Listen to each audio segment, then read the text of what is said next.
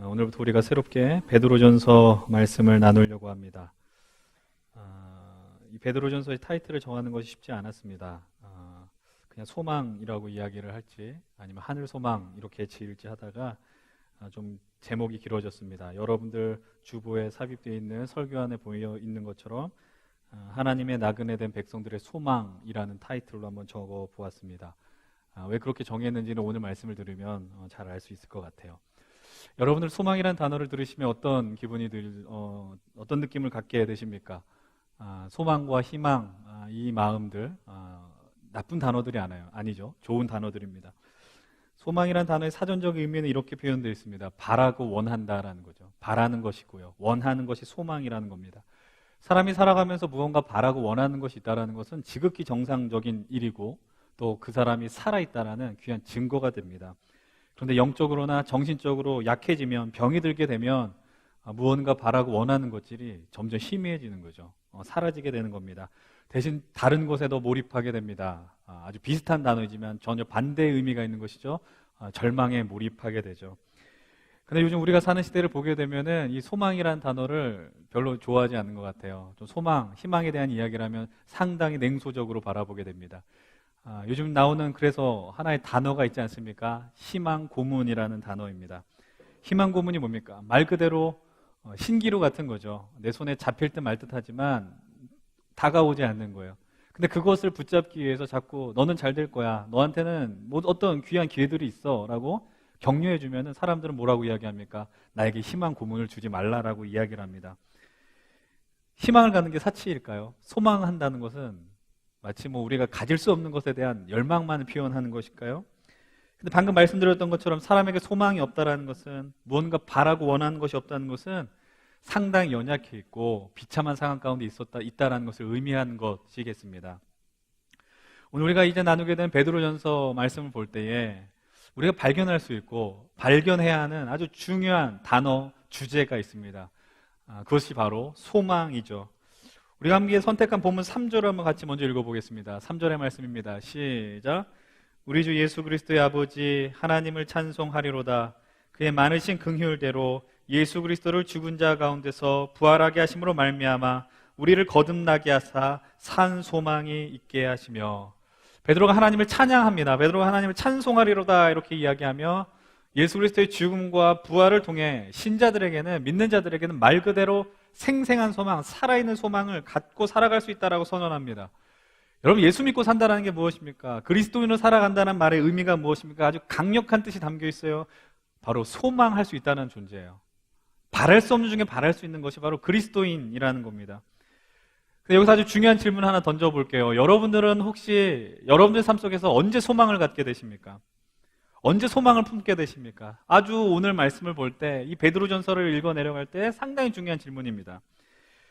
이 질문에 답변하기 위해서 우리가 그것이 기록되어 있는 이 베드로전서의 상황, 베드로전서가 기록된 그 배경들을 살펴봐야 돼요. 그러면서 한번 이 질문에 대한 답을 찾아갈 수 있을 것 같아요. 베드로전서가 쓰여진 당시를 사람들은, 많은 학자는 이렇게 추측합니다. 주후죠. 주후 63, 65년 정도로 잡고 있습니다. 이 시기가 상당히 중요한데, 왜냐하면은 그때 유대인들은 로마의 지배 아래에 있었습니다. 여러분, 그때 로마를 다스렸던 황제가 누구냐 하면은 바로 네로 황제입니다. 여러분, 네로 하면은 생각나는 이미지가 무엇입니까? 네로 하면 떠오르는 단어가 무엇입니까? 검은 고양이 얘기하지 마시고 폭군 생각나죠. 폭군, 난폭한 왕, 이런 이미지가 있습니다. 여러분 아시는 것처럼 네로가 상당히 예술가적인 기질이 있다는 것으로 알려져 있는 거 아시죠? 좀 조심스러운 표현입니다. 혹시 예술 쪽에 종사하신 분들은 용서하시면서 들어주셨으면 좋겠습니다. 그 예술하시는 분들을 보시면 상당히 독특하신 분들이 많이 계십니다. 좀 요즘 단어 똘끼가 있어야 돼요. 그죠? 독특하지 않으면 독창적인 어떤 게 나오지 않죠. 그렇지 않습니까? 그렇기 때문에 우리들은 그런 분들의 모습을 보면서 상당히 이해해 드리는 거예요. 저분은 예술가적인 기질이 있구나, 저분에게 능력이 있구나라는 거죠. 네로에게도 상당히 그런 면이 있었습니다. 근데 그 당시에 로마에 아주 충격적인 사건이 하나 있었습니다. 그것은 바로 주후 64년, AD 64년에 일어난 로마 대화재 사건입니다. 근데 이게 물증은 없고 심증만 있는 게 있어요. 그 심증이 뭐냐면은 왜 불이 벌어졌냐, 로마의 황제였던, 통치자였던 네로가 그 불타는 로마를 보면서 막 시를 구상했다는 거죠. 노래를 짓기 위해서 일부러 화재를 일으켰다라는 겁니다. 그것이 거의 정설로 받아들여지는데 정말 이상한 사람입니다. 근데 문제는 뭐냐면 그 화재를 일으켰던 주범이 누구로 몰린 거예요? 예수 믿는 사람들이라는 거죠. 예수 믿는 사람들이, 그리스도인들이 이 불을 일으켰다라는 겁니다. 그때를 기점으로, 물론 그전에도 신앙의 자유가 막 있지는 않았습니다. 사람들, 예수 믿는 사람들 아주 희한하게 봤어요. 뭐 저런 종자들이 다 있냐라는 것이죠. 그러나 그 사건 이후로 이제 그리스도인들을 향한 박해와 핍박이 아주 심해졌다라는 것을 우리 역사적으로 발견할 수 있습니다. 그런 시대적 분위기에서 이 베드로 전서가 쓰여졌다라는 거예요. 그래서 여러분, 우리가 베드로 전서를 읽어 내려가면서 발견해야 하는 중요한 키워드가 있습니다. 그중 하나, 소망 말고 또 뭐가 있냐면은 고난이라는 거예요. 고난. 오늘 우리가 선택한 부분 6절의 말씀을 한번 좀 봤으면 좋겠습니다. 6절의 말씀을 우리 한 목소리로 읽어보겠습니다. 시작. 그러므로 너희가 이제 여러 가지 시험으로 말미암아 잠깐 근심하게 되지 않을 수 없으나 오히려 크게 기뻐하는도다. 우리가 성경을 읽어 내려갈 때요, 어떤 배경인지 모를 수 있어요. 어떤 의미로 쓰여진지 모를 수 있는데 이런 구절들을 우리가 발견하면서 이 편지를, 이 베드로가 쓴 이 편지를 받는 사람들의 상황이 어떻구나 유추해낼 수 있는 거예요. 그러니까 여러분, 성경을 잘 모르더라도 글을 잘 읽어 내려가면 그 상황들을 파악할 수 있어요. 이 구절도 마찬가지입니다. 지금 이 베드로의 편지를 읽는 사람들이 어떤 상황 가운데 있느냐를 명확하게 설명하고 있어요. 그들은 지금 너무나도 어려운 상황 가운데 있습니다. 그리고 그런 가운데 뭐라고 썼어요? 근심이라는 단어를 썼어요. 근데 근심이라는 단어는 되게 와닿지 않아요. 근심보다 어떤 느낌일까요? 고통을 경험하고 있었을지 몰라요. 절망 가운데 이들이 있었을지 몰라요. 고통과 절망 가운데 있는 이들을 향해서 베드로가 권면해요. 뭐라고 이야기하냐면은 소망을 갖고 기뻐하라라는 거예요. 여기만 등장하지 않고 베드로가 기록된 서신 여기저기에서 그런 부분들이 있어요. 누구를 향해서? 절망 앞에 있는 이들, 고난 가운데 이들을 향해서 기뻐하라라고 이야기합니다. 그 근거가 있지 않겠어요? 왜 기뻐하라고 그럴까? 우리 5절 7절의 말씀 한번 같이 읽어봅시다. 5절 7절이에요. 먼저 5절의 말씀을 읽겠습니다. 시작. 너희는 말세에 나타내기로 예비하신 구원을 얻기 위하여 믿음으로 말미암아 하나님의 능력으로 보호하심을 받았느니라. 7절입니다. 너희 믿음의 확실함은 불로 연단하여도 없어질 금보다 더 귀하여 예수 그리스도께서 나타내실 때에 칭찬과 영광과 존귀를 얻게 할 것임이니라. 5절에서 보면 뭐라고 이야기해요? 하나님의 능력으로 하나님의 택한 백성들을 하나님이 보호해 주신다라고 이야기를 하죠. 하나님 그들을 지켜주신다라고 선언하고 있습니다. 그리고 7절을 통해서 뭐라고 이야기해요? 너희들이 이 현실을 잘 견딜 때에 주님 다시 오실 그날에 너희들은 영광과 존귀와 칭찬을 경험할 것이다 라는 거예요. 그리스도인으로서 이 현실을 감당하며 주어진 삶을 살아갈 때에 하나님의 영광을 경험하게 된다라는 것이죠. 근데 이 본문을 읽고 이 부분만 읽고 메시지를 마무리하게 되면 오늘 우리가 소망하는, 이야기하는 이 소망은 오늘의 우리의 현실과는 너무나 동떨어지는 소망처럼 느껴집니다. 우리의 가슴을 울리지 못합니다. 그냥 또 하나의 의미가 없는 박제된 단어, 소망 이렇게만 느껴진다라는 거죠. 그렇지만 여기서 말하는 소망을 그렇게 해석해서는 안 됩니다. 그렇게 해석할 수 없어요. 아까 제가 던졌던 첫 번째 질문이 기억나십니까? 우리가 언제 소망을 갖게 되냐라는 거예요. 다시 한번 생각해 보세요. 우리가 언제 소망할 수 있습니까? 바로 이 질문에 대한 답을 말씀드리겠습니다. 그것은 바로 우리들이 절망을 경험할 때 소망을 만나게 됩니다. 너무 역설적인가요? 절망의 그 자리에서 우리는 소망을 만나게 됩니다. 오늘 우리의 삶 속에서 우리가 힘든 이유가 뭔지 아십니까?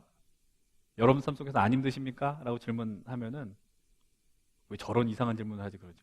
다 힘들어요. 안 힘든 사람이 없어요. 왜 삶이 힘들다고 어렵다라고 계속 이야기하는지 아세요? 그럼 우리가 오늘 이 땅의 현실 속에 살아가면서 절망이라는 단어 그리고 절망이 있는 그 현실과 친해지지 않으려고 하는 거죠. 거부하려고 하는 거예요. 절망은 내 인생 속에 없어야 된다는 거죠. 그 자리를 거부하고 피하려고 합니다. 근데 오늘 이미 우리 삶의 자리 예수 그리스도의 오심으로 인해서 하나님의 나라는 이미 임하였지만 완성되지 않은 아직 오지 않은 하나님의 나라를 우리들은 살아가고 있는데 여전히 그 하나님의 나라를 세워나가기 위해서 우리 이 현실 속에서 우리들이 만나는 것은 뭐냐면 아픔이 있고요. 고통이 있고요. 절망의 그 순간들이 있다라는 거죠. 그래서 이 베드로전서를 읽어가는 그 당시의 그리스도인이나 오늘 이 시대를 살아가는 우리들에게 필요한 건 뭐냐? 오늘 우리가 살아가는 이 현실 속에서 고난과 절망은 피할 수 없는 하나의 친구 같은 것이다라고 인정할 수 있어야 된다라는 겁니다. 그것을 인정하면서 어떤 걸 소망해요? 우리가 지난번에 살펴봤었던 요한계시록 21장의 말씀처럼 우리의 눈물을 닦아주시고 애통하는 것이 없고 곡하는 것이 없는 그때가 언제예요? 예수님께서 다시 오시는 그날, 예수님이 다시 오신다는 걸 믿어야죠. 여러분 믿으십니까? 믿어야 돼요. 상당히 안 믿어요. 예수님이 오실까? 언제쯤 오시겠지. 나 결혼하기 전엔 안 왔으면 좋겠는데, 나 죽기 전에는 안 오셨으면 좋겠는데. 우리 많이 이렇게 생각한단 말이죠. 근데 우리는 믿는 거예요. 주님 다시 오신다는 거예요. 주님 다시 오는 걸 믿으면 그 믿는다는 게 우리 삶을 얼마나 어마어마하게 바꾸는지 모릅니다. 그것이 바로 그리스도인의 삶의 모습이 되어야 하고, 그 믿음이야말로 우리로 하여금 소망을 갖게 하는 어마어마한 근거가 되는 것이죠. 지금 여러분의 삶 속에 그리스도인으로서 경험하는 고통과 고난이 있으십니까? 그런 것이 아닐지라도 그냥 사는 것이 힘겹고 절망의 무게가 지나치게 큰 인생들이 있습니까? 그렇다면 이제부터 앞으로 나눌 이 말씀들을 통해서 포기하지 않으셨으면 좋겠습니다. 이 절망이 우리로 하여금 소망의 길로 인도하는, 소망을 보게 하는 통로가 된다라는 사실입니다. 우리는 인간이잖아요. 우리는 사람이에요. 인간이라는 존재, 한계의 투성이라는 겁니다. 결국 절망을 경험할 수밖에 없는 존재라는 거예요. 인간이란 말의 의미는 절망과 떼낼 수 없는 존재라는 거죠. 인정하십시오. 그리고 기억하셔야 됩니다. 그래야 우리는 예수 그리스도를 통하여 오늘 말씀의 표현처럼 산 소망, 생생하게 살아있는 소망을 경험할 수 있게 되는 것이죠. 이런 가운데서 이제 또 다른 질문을 던져봅니다. 사실 오늘 우리의 삶도 그렇지만 이 편지를 읽는 그리스도인들의 삶은 너무나도 큰 고난 가운데 있었습니다. 지금 이 시대에 우리가 겪는 고난이 별것이 아니라는 말의 의미는 아닙니다. 그런데 그래도 우리는 최소한 예수 믿는다고 고통당하진 않아요. 고난받진 않아요. 누가 우리의 목에 칼을 들이밀지는 않습니다. 물론 각자가 경험하는 그 현실은 너무 다 다르고 아픔은 다 다르죠. 현실이 너무 커서 거기에 경험하는 것일 수 있지만 그 아픔이 너무 커서 힘들다, 절망을 경험할 수 있는데 우리에게 임하는 절망의 80~90%는 뭐냐면 절망이란 감정을 느낀 그 순간에 그 절망이 더 깊은 절망으로 이끌어 간다라는 거예요. 어떤 의미인지 아시겠어요? 그 사건, 그 현실이 우리로 하여금 힘들게 해요. 그건 분명한 사실이에요. 그런데 그때 발생됐던 그 감정이 우리로 하여금 더 깊은 나락으로 끌어내린다라는 것이죠. 쉽게 말하면 실제 사건보다 체감 지수가 더 깊은 거예요. 이 절망에 대한 지수가. 그런데 당시 그리스도인들은 현실이었어요. 고통, 고난, 죽음이 현실이었어요. 그래서 그들은 원형 경기장에서 사자의 먹이가 되기도 했습니다. 그리고 믿음으로 지키기 위해서 아주 깊은 굴 속으로 들어가야 하기도 했습니다. 그런데 그들이 이 현실에 있는 이들에게, 그리고 물론 그들의 믿음 위대하였으나 여전히 고난 가운데 있었죠. 근데 그 고난 가운데 있는 이들에게서 오늘 베드로가 이야기하는 건 무엇이냐면 소망을 가지라라는 겁니다. 베드로가 이게 풀어나가는 것을 잘 보면요, 지나치게 소망에 대해서 이야기합니다. 도대체 무슨 근거로, 무슨 생각으로 이렇게 소망에 대한 이야기를 할까? 짧게 두 가지만 이야기할 거예요. 하나는 신학적 접근이라면 하나는 체험적 접근이죠. 신학적 접근이 무엇입니까? 여러분, 베드로가 그리스도인을 향해서 지칭하는 아주 중요한 단어가 있습니다. 어떻게 지칭하는지 우리가 베드로전서를 읽을 때 또 기억해야 하는 단어예요. 소망, 고난, 그리고 지금 이야기할 단어입니다. 바로 나그네라는 단어예요. 나그네라는 단어. 여러분, 오늘 1장 1절에도 등장하고요, 17절에도 등장하고 2장 11절에도 등장하게 됩니다. 여러분, 한번 2장 11절의 말씀을 한번 같이 읽었으면 좋겠어요. 한번 성경을 한 장 넘기셔서 2장 11절의 말씀 함께 읽어보겠습니다. 시작. 사랑하는 자들아, 거류민과 나그네 같은 너희를 권하노니 영혼을 거슬러 싸우는 육체의 정욕을 제어하라. 베드로는 뭐라고 이야기해요? 그리스도를 향해서 거류민과 같은 나그네 같은 이들이라고 표현합니다. 왜 이렇게 나그네라고 표현했을까? 늘 우리가 얘기하는 것처럼 사전적 의미를 꼭 살펴봐야 돼요. 나그네의 의미가 뭐냐면은 이렇게 표현되어 있어요. 자기 고장을 떠나 다른 곳에 임시로 머무르고 있거나 여행 중에 있는 사람, 나그네라고 이야기합니다. 여기서 중요한 단어를 꼽자면 아마 이 정의 가운데 임시라는 단어가 아닐까 싶어요. 임시로 머무는 거.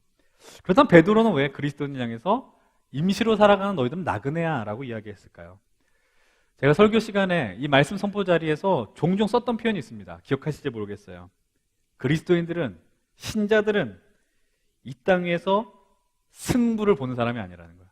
이 자리에서 결론 내는 사람들이 아니다라는 거예요. 이 말의 의미를 이렇게 해석하지 마십시오. 우리가 어떻게 이 현실과 삶을 외면할 수 있겠어요? 그런데 오늘 주어진 우리의 이 삶이 내게 전부라고 생각하게 된다면 절망할 수밖에 없죠. 이것이 내게, 놓여져 있는 현실이 내게 전부라고 생각하면 절망할 수밖에 없다는 겁니다. 성경은 끊임없이 우리를 향해서 도전합니다. 더 좋은 것을 바라보라라고 이야기하고요. 위의 것을 생각하라라고 이야기합니다. 베드로는 분명히 알고 있었습니다. 그리스도인들은 이 세상에서, 이 땅에서 주는 평안과 위로, 소망을 갖는 인생들이 아니라 저 하늘을 향한, 하나님 나라를 향한 소망을 품고 살아가는 이들이라는 거죠. 오늘 우리가 찬양 고백한 것처럼 우리의 믿음의 시선을 주님께로 들어서 우리의 삶을 살아가는 자들이라고 이야기할 수 있는 겁니다.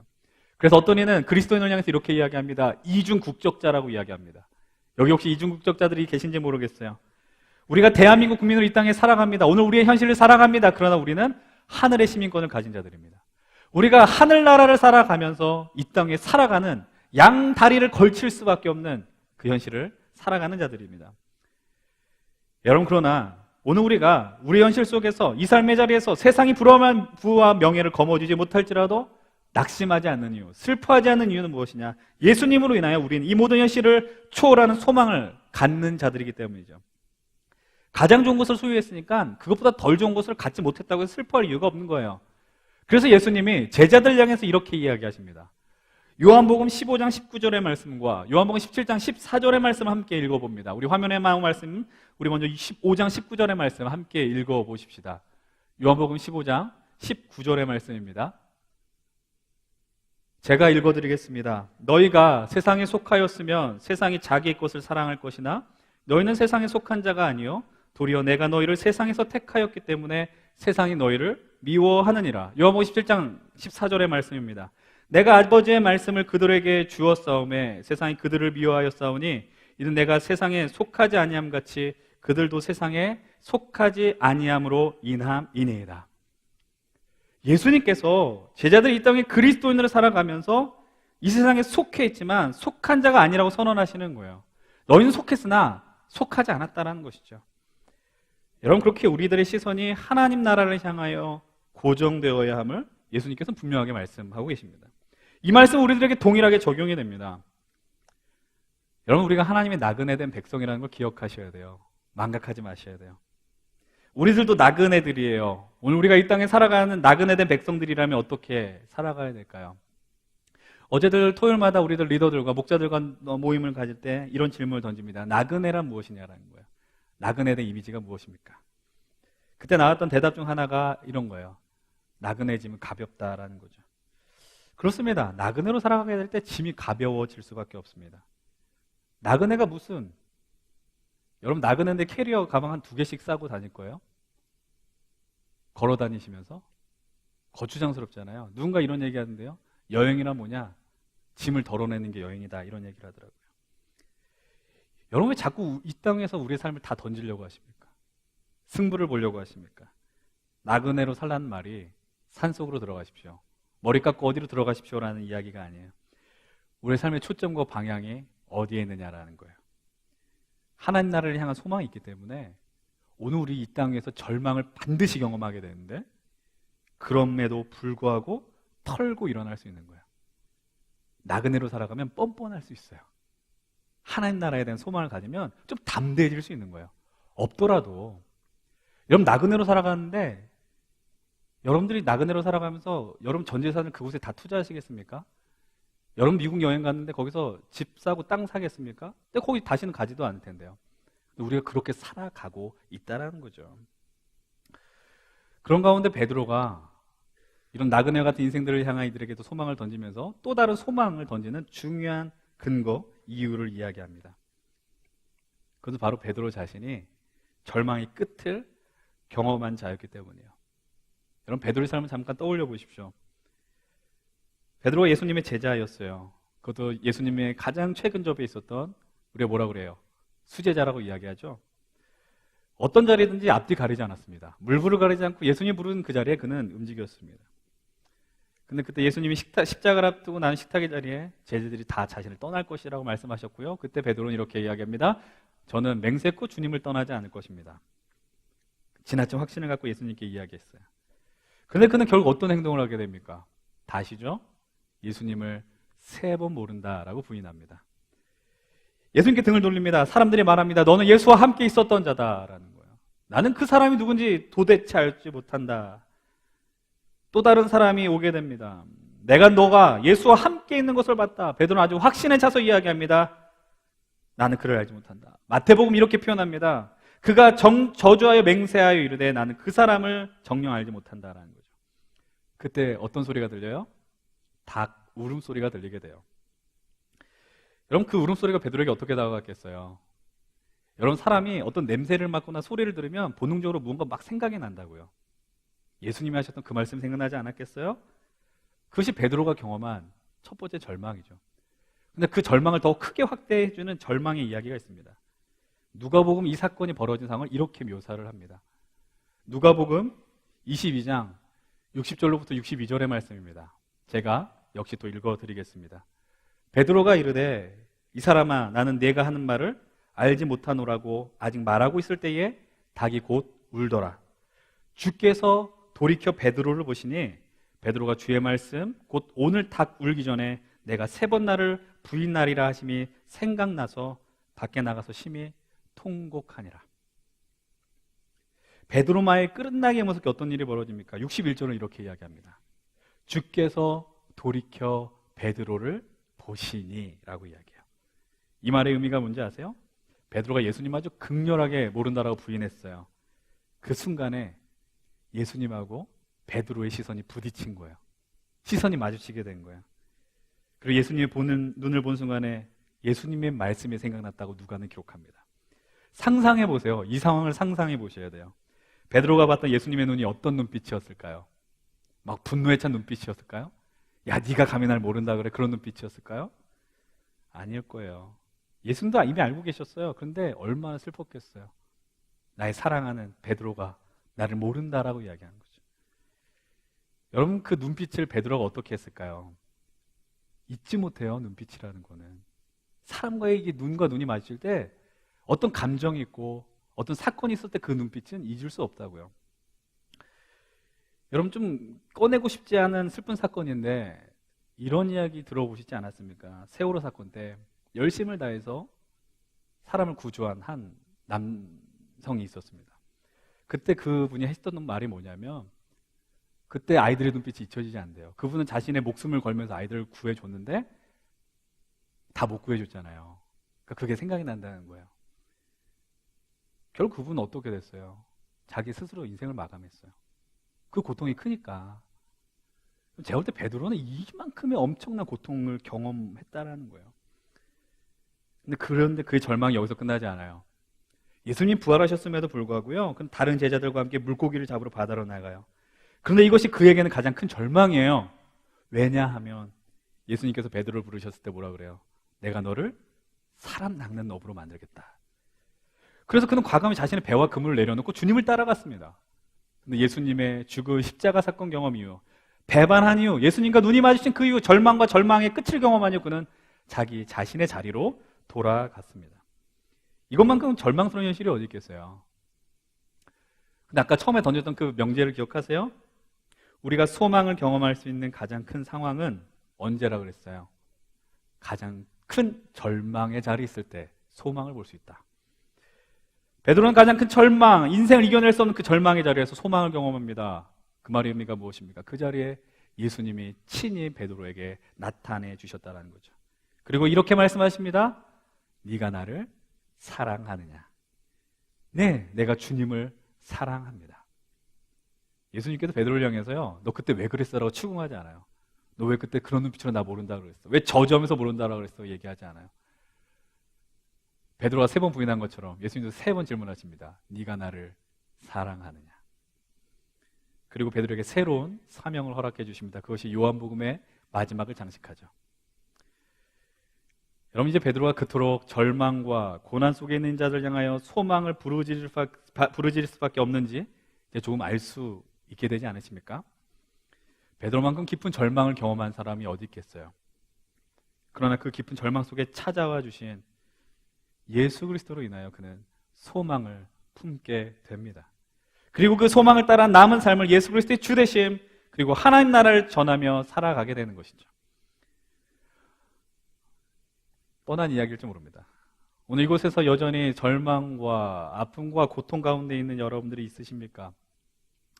오늘 이 시대를 살아가는 우리를 향해서 사도 베드로는 동일하게 이야기합니다. 예수 그리스도 안에 영원한 그리고 생명이 있는 살아있는 소망이 있다라는 것이죠. 여러분에게 부탁드리고 싶은 건 이겁니다. 너무 절망을 많이 묵상하지 않았으면 좋겠습니다. 절망이 절망을 키우더라고요. 그 자리에 머무르지 마십시오. 절망하고 실패하는 것을 낯설게 보지 마십시오. 낯설게 보면 정말 힘들더라고요. 우리가 이 땅에 살면서 그렇게 충분히 될 수 있습니다. 그러나 늘 얘기하고 말씀드리고 부탁드립니다. 그런데 우리가 살아가는 이 자리가 우리 삶의 승부를 볼 자리가 여기만이 아니기 때문이라는 거죠. 우리들 다 나그네예요. 하나님 나라에 나그네된 백성들이기 때문에 오늘 그 어려움의 현실, 우리 현실 속에 어려움이 있더라도 오늘 우리의 현실의 그 모습을 보면서 우리 각자의 삶을 규정하고 또 재단할 수 없다라는 겁니다. 우리 함께 가장 깊은 절망 속에서 예수 그리스도를 만남으로 절대 소망, 하늘 소망을 품게 되었던 이 사도 베드로의 이야기에 함께 귀를 기울이십시다. 앞으로 남은 2개월의 시간 또 이 말씀을 통해서 우리 정체성을 회복하십시오. 하나님 나라의 나그네가 되었고 우리들에게 영원한 생명의 소망이 있다는 것이죠. 이 믿음의 길 속에 하나님의 은혜와 인도하심을 구하십시오. 영원한 생명을 경험하십시오. 그리고 우리가 얼마나 아름다운 존재인지를 여러분 스스로 다시 한번 경험하십시오. 하나님이 우리를 내버려 두지 않습니다. 포기하지 않습니다. 그 사실을 기억하시며 이 믿음의 길을 함께 가시는 우리 귀한 믿음의 형제자매들, 우리 성도님들 되길 주의 이름으로 간절히 축원드립니다.